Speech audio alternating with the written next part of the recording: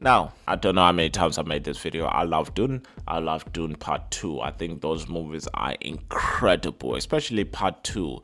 It is honestly rare to see a movie this good in this day and age. Everything else that I see in this day and age is extremely political, aggressive, and just downright tolerable. I mean, look at Madam Web, for example. I made a whole video of that.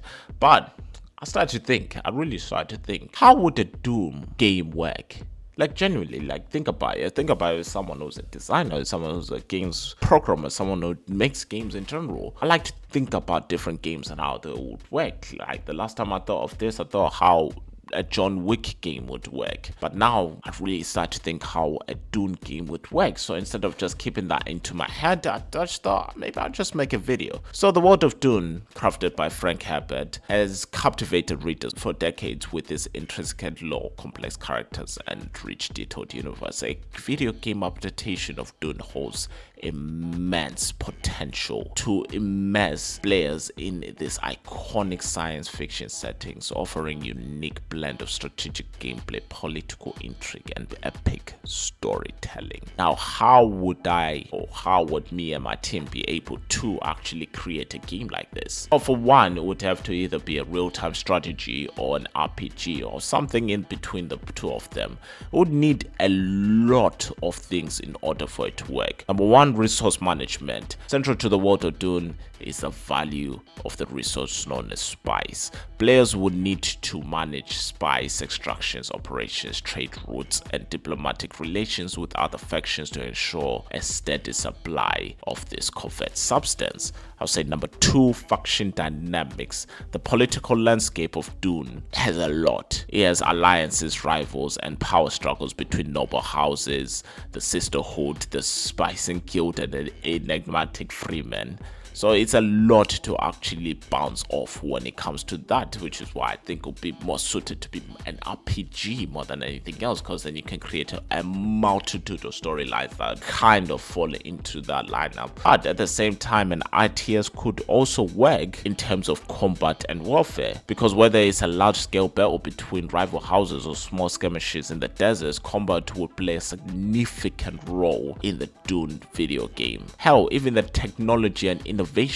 Imagine the Dune universe in itself is characterized by advanced technology and unique inventions, right? So players would have the opportunity to research and develop new technologies, unlocking upgrades, weapons, and vehicles to gain an edge over their opponents. There's a lot to actually go through this. There's a lot to actually build on when you're actually creating Doom. Even when you fall back and actually think of the themes that would be integral to create Doom, a Doom video game would have to explore themes that are central to the original novels. Obviously, that includes the power and politics, the ecology and environment, the religion and mysticism. And in those, the players would have to go into detail. For example, in the power and politics, the struggle of Arrakis reflects the timeless theme of power, ambition, and the corrupting influence of authorities. Players would have to navigate a treacherous political landscape, making alliances, betrayals, and decisions that shape the fate of the planet and its inhabitants. Now, obviously, the immersion and gameplay experience is kind of the core of it, or else it kind of falls apart of the game. You have to look at things like the rich narrative, the atmospheric design, the player agency. But even though I could talk about the rich narrative and all that, I wanted to really focus on the player agency. A Dune video game would prioritize player agency.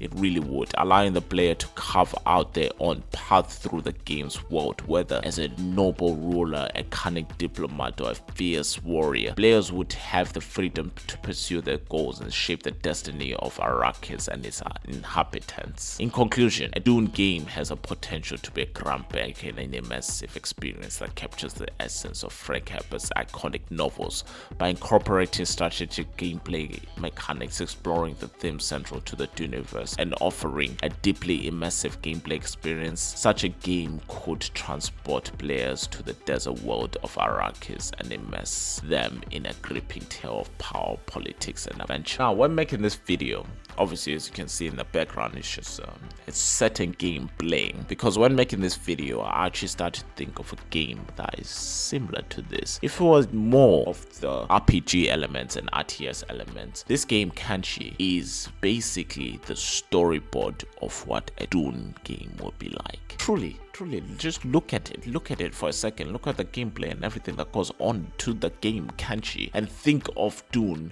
in a larger scale with more technology and in a world that's not completely wiped out by bombs or whatever, destroyed the world of Kenshi. I think a Dune game could work. I think a Dune game would be truly amazing. It makes me think if I was lucky enough to get the license to actually make a Dune game with a solid team, I could make something truly unforgettable. But anyways, just rambling on. Thank you very much for watching. Thank you very much for following me on just all the socials. Don't forget to download Paradox Lullaby, Cyber Cheese, Primal Blood. Get ready for the book trailer in a few days, literally on Mondays, in a couple of days now. I'm not gonna do another teaser. I already did another teaser, so you can just deal with that. And I'm just gonna keep pondering on this Dune game idea, because I genuinely think it's gonna be something huge if I'd really put my mind to it. This is how I come up with games, by the way. Anyways, thank you again for watching. Peace.